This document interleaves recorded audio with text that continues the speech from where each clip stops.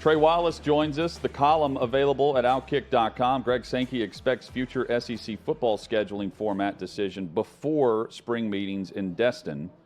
This available right now only on OutKick, as well as the Trey Wallace podcast, which is where he sat down with Commissioner Sankey. Trey, how are you? Gentlemen, I'm good. Hope y'all are well. And Chad, I know you've been taking some lickings about the Alabama-Tennessee game last night, but I hope your rear end's okay, buddy. Yeah, no, I can handle it, and I'm taking my medicine today on it for sure. But Trey, legitimately, I am shocked when I watched that last night, and not because I thought Tennessee had fallen off a cliff because they lost on back-to-back buzzer beaters or anything like that, but right. I just saw them without two of their most versatile defenders against Brandon Miller and Alabama and the way they drive and kick for three. And I thought, even with Tennessee's defense, they're not going to hold them down enough and score enough to win. And boy, was I wrong. Chad, I mean, I was right there with you, man. With Quinterly and Brandon Miller, I went into that game and I'm thinking, okay, Tennessee's going to have to score a good amount of points to keep up with Alabama. And what we saw is they lock down on defense. They hold Alabama to their lowest scoring total of the season. And they turn around and they're hitting shots that, you know, in my opinion, some of them were bad shot selections, but they ended up going in anyways. And then you've got somebody like Jonas Adu who steps up on the defensive side, gets a double-double last night to go along with Zakai Ziegler's 15 points. And you know, I'm still sitting there with 5 minutes to go in the game, and I'm thinking, okay, when's Alabama going to get out of this shell? And when it comes down to it, Tennessee was just playing great on-ball defense. And so I looked at the game last night and, you know, major hat tip to Tennessee, because the way that they lost their last two games, that would really put a dagger in some teams. If you got, because I've never seen that before, you lose your previous two games by a buzzer beater, and then you come out, you beat the number one team in the country at home, playing good defense the way that you win games. So credit to Rick Barnes and Tennessee for what they did last night, because now I think it gives them that even more momentum going into Lexington on Saturday, while they try to, Kentucky ruined, Chris Lofton Day in Knoxville. Now Tennessee will try to go ruin Tubby Smith Day in Lexington on Saturday. Trey, we know that Oklahoma and Texas will join the SEC officially July 1st, 2024. And now the next step in all this is figuring out the football schedule and how that's going to be formatted. You spoke with Commissioner Sankey, and he hopes to actually have this idea in complete before the spring meetings, which is next month. So this is not something that they're just now starting to think about. This has been something they've been coming up with for a bit. What's first and foremost that Sankey needs to accomplish to have that done and have that presentable by the spring meetings? Yeah, I think the biggest takeaway for me, and we went into a variety of topics from ESPN. I know we'll get into it, ESPN contracts and television rights and where they're going to be placed. But looking at the schedule, and what stood out to me is that they've been working on this since 2019. In 2019, the 14-member institutions, according to Greg Sankey, came to him and said, hey, look, we would like to change the schedule format. And we were, and back then, we're not talking about Texas and Oklahoma. At the time, they wanted to change things up from where it stood now, where you could, play more opponents frequently that maybe you don't. Like Georgia, Texas A&M is a good one. They haven't played each other in 12 years. How is that the case? So you look at where the conference stands at right now and what Greg Sankey is trying to do. He's had he's had 3.5 years, pretty much 4 years to kind of put this together. He did, when we were talking about this, and the full interview will be up tomorrow morning. And he went into this. He said, at the last spring meeting, recently, the big talking point going into that was that, okay, we think they're going to vote on a 9-game conference schedule. And he said it got close in the meeting. He said it got close to them voting on it, but they finally took a step back and they were like, okay, why don't we wait and see what college football expansion does? Why don't we wait and see if Texas and Oklahoma maybe get an early bid into the conference and don't have to wait until after 25? They join in 24. And so coming out of that meeting, it really set up for the future because, if you think about it, if they'd taken a vote and they'd agreed to something, then, I'm interested just to see how things would have played out with Texas and Oklahoma joining early. There's a lot of stuff involved with the ESPN contract, with the television rights that we'll get into, and where games are going to be played, the money that is being spent by the network and then by the SEC. So I think scheduling, he said he wanted a resolution within 90 days. And he would prefer that. He said the outer boundary, is the SEC spring meetings. And, in talking with folks outside of Greg Sankey, there's a lot of momentum that they get this thing done before they actually head to Destin, where they can then focus on, okay, we've agreed to this schedule. Now, how do we put it together and what teams do we put against each other? So it's going to be a lot. Trey, I may be in the minority here, but they've had divisions for 31 years now in the SEC. I didn't like it when they went away from divisions in basketball, quite frankly. I like that neat separation geographically and common rivals every single year that you see that you're competing against and trying to beat. Do you think there's going to be some opposition from someone saying, I kind of like the division format, and I don't like opening it up the same way the Big 12 does, top to bottom with the SEC? Or does the fact they've already transitioned to this in basketball help Greg Sankey's case for doing this in football? Chad, there was some opposition last spring when they were in Destin to moving out of the divisions. I agree with you. I like the division format. I think I don't know how to say it. It sets up, different competition. Okay. You got Georgia and everybody going on the East and Tennessee, and then you got Alabama and LSU and Ole Miss and whatnot in the West. Like there's something about the SEC that feels like divisions matter, East versus West. And I think it's going to be hard for people once we get out of that and we go to a full 16 teams. Okay, here's what it's going to look like. It's going to be based probably off winning percentage, and then they're going to do head-to-heads to try to figure out tiebreakers. It's going to be different. And I like the East and the West. I mean, they're still doing it in baseball right now with the East and the West, technically. So you look at where we've come from, and you look at where basketball is at. And I will say yes, in talking to a couple head coaches in the SEC last spring before those meetings, there was opposition. There was arguments being made inside of those rooms that, wait a minute, why are we getting rid of divisions? Can't we just place, or we can move somebody from the West, put them in the Eastern Conference, and then you could have Texas and Oklahoma sticking around maybe in the Western side, or however they would figure it out. But yeah, there was opposition. And I feel like that, I hate to see divisions go. I don't like that. I don't want it to. But if you're moving to a 9-game conference schedule, it kind of just feels like something you might have to go down because of the matchups that you're going to see, and because of how schools and ADs and presidents and chancellors are going to be arguing for how many good home games they get per year and how many times they're, who you're going to go on the road and play. Because perfect instance. Let's go back like last night, Tennessee. Like Tennessee, you're not going to play Florida, Alabama, and Georgia every year. That's not happening. What they're going to try to do is, according to Greg Sankey and talking with him, if they went down that route, is that you would rotate every other year with one of your rivals that you potentially lose out on with the new schedule. So opposition, yes.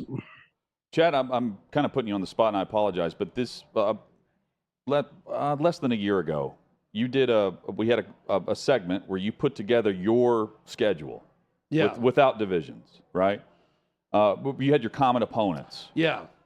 What would have to be sacrificed in common opponents in order to keep the divisions around? I guess is where I'm. Well, I think my proposal, which won't happen, was more of like a 4-division format where you have common opponents in pods. Oh, okay. In divisions. That's right. Was what I was wanting to see. But I think Trey just keeps going back to, I like the idea of divisional identity, right? And that's the SEC's unique in that the East teams talk trash about the West teams, and the West talk trash about the East when they're down. And I've liked that. And it's not like this is just some new thing. 1992 is when they split and went to the SEC championship. This has been 31 years now. This has happened. I just don't think it's as easy as, hey, guys, I'm Greg Sankey, and we don't have divisions anymore. And, I mean, with a 4-team playoff, I'm for no divisions. With a 12-team playoff, to me, it doesn't matter. Tennessee is a great example. They would have played for the SEC championship game. Right? I mean, that's what we would have seen. If there was no division. If there's no division. Well, I'm worried about, if we get into this no division thing, okay, what if Alabama and LSU play, let's just say at the beginning of November, but their winning percentages are very good in the conference. They do good the whole year. We get that rematch in Atlanta for the SEC championship game. So then you're potentially hurting the conference by not being able to get somebody else into the 12-team playoff. Like, that's something that would potentially worry me if you're going to have rematches late in that season, it potentially knocks somebody out. So it's a lot. And Chad, I agreed with your column when it came out about putting it in pods. I thought it was a good idea.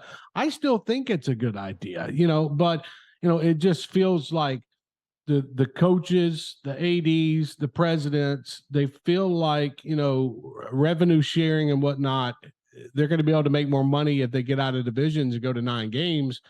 Hey, that's their duty. I mean, whatever, but it's going to be tough. But I think I will say this, and we'll talk about this. I think the television contracts and how Greg Sankey negotiated this, I think it will help the Southeastern Conference when it comes to visibility. And they're going to be able to structure their schedule much easier because of the one network, correct? Yes. So in speaking with Greg Sankey about this, one of his biggest things that he had when it came to signing this new agreement with ESPN and getting out of the CBS ordeal was they want to be able to set up game times during the summer. Now, I'm not talking about like June. I'm talking about late July, around media days, August, something like that. Be able to set up game times for a good amount of the schedule for this season. They don't like having to wait, and I don't blame them. They're having to wait and sit around for CBS either at that 6-day mark or that 12-day window. Pretty much usually it's 12-day window to figure out what time you're really going to kick off. But now with the ESPN, what they're going to be able to do is, okay, you can throw ABC is going to have a 3:30 slot. So that technically won't change even though it's on a network. And then you're going to have the 7:30 or 8 o'clock Eastern time prime time slot to be able to throw in. So what you're doing is you're getting more options. So Greg Sankey said, okay, if we're going to agree to this, I want to be able to tell our fans what game times they're going to be for the ones, maybe let's just say Tennessee, Missouri, or Florida, South Carolina. They want to be able to tell them what time that game is going to kick off during the summer, because then people can plan around that. It's difficult when you find out on a Monday and you got a week or a week and a half. Hey, the game's kicking off at 11. Wait, what? Okay, but they're going to have an ability to flex these games. So there's not going to be a lot of them. But as we've seen in the past, gentlemen, if Bama and LSU is a part of a doubleheader that's going to play at 8 o'clock on CBS and another game is going to be played at 3:30, well, now what ABC and ESPN is going to do is real simple. They're going to throw a game on at 3:30 on ESPN. They're going to throw their primetime game on at 8 o'clock. And it works out for everybody. But that was a big sticking point, according to Greg Sankey, was letting folks know and these teams know times that they're going to play. Boy, Kirby Smart sure did have his replacement for Todd Monken awfully quick with Mike Bobo. When you look back on that situation now, Trey, was this more of a everyone knew that Monken wanted to move on to the NFL situation, or was there any pressure at all? I don't see why there would be. Or was there any pressure at all from Kirby Smart to move Monken out to bring Bobo up? Todd Monken was ready to get back in the NFL and get away from the college football grind that it is. Guys, we're starting to see this now even more. And I would tell folks that this is just the start. I've spoken with many former college coaches that have gotten out of that game and gotten into the NFL because of the daily life that they have, because they know that they're going to be in the facility at 8 o'clock or 7 o'clock in the morning. But guess what? When 6 o'clock rolls around, they're going home. They're spending time with their family. They're actually living a life, compared to college football, where you're on the phone with a 12-year-old, not 12-year-old, a 17-year-old till 12 o'clock at night, or you're sitting up there and you're waiting for the head coach to leave so you can go home and spend time with your family. It's just a different game. And for Todd Monken, I've been told that was one of the reasons why he wanted to get out of Georgia. Nothing against Georgia, but get out of Georgia and get in the NFL and maybe have a more balanced life. And it just so happens that Mike Bobo is an analyst, the same way that it happened with Will Muschamp. Will Muschamp, analyst, Georgia, all of a sudden maybe a little openings, okay, co-defensive coordinator. Now Mike Bobo returns. He's going to be the offensive coordinator for Georgia again, and some weird blast from the past. Trey, what did I'm assuming it was more than just a convo about scheduling with Sankey. Did he get into the details of the behind-the-scenes negotiation to get Texas and Oklahoma a year early? Yeah, I mean, we talked about that. We talked about how they had to sit back and wait for the Big 12. Pretty much when the Big 12 added new members, that's when the Southeastern Conference knew that this was probably going to happen earlier. Once they went out and added a few more teams, the BYU, the UCF, and go on, it opened up an opportunity for them to bring in Texas and Oklahoma early. Now, it's not anything that the SEC did. They kind of hung back and let Texas and Oklahoma do their thing. But I will add, and this is what Greg Sankey said to me that will be out tomorrow, is that Texas and Oklahoma, they have been a part of the conversations, for the last year or so. They have been in. Now, it doesn't affect anything that's currently going on, but they have been a part of the conversation in regards to future events that happen in the conference. He told me that the Big 12 delegation was down in Birmingham this past December. They had meetings. They've been going over details and items. And the one thing that stood out to me is when Greg Sankey said to me, we have bigger expectations for Texas and Oklahoma in the Southeastern Conference than what they had in the Big 12. And I took that and I asked him on it, and it came back to, okay, recognizing television, making sure your stadium is up to code with what we do in the SEC. Your finances, having it set up for fans whenever they're coming to town of opposing teams. A lot of stuff goes into this. And once they got, the full-blown trigger, okay, they're joining a year early, those conversations have ramped up even more recently. But I will say this, and Greg Sankey will explain a lot of this tomorrow. Texas and Oklahoma have been a really big part of what the SEC is planning to do in the future, even though they're not getting a cut or anything along those lines right now. Trey Wallace, check out the Trey Wallace podcast. Drops tomorrow. His conversation with SEC Commissioner Greg Sankey. You can read the work right now at OutKick.com. Trey, thank you as always, man. Guys, I hope you have a great rest of the week, and appreciate you having me on. Thanks, Same Trey. to you, man. Have a great one. Trey Wallace there. Again, OutKick.com for his latest with Greg Sankey.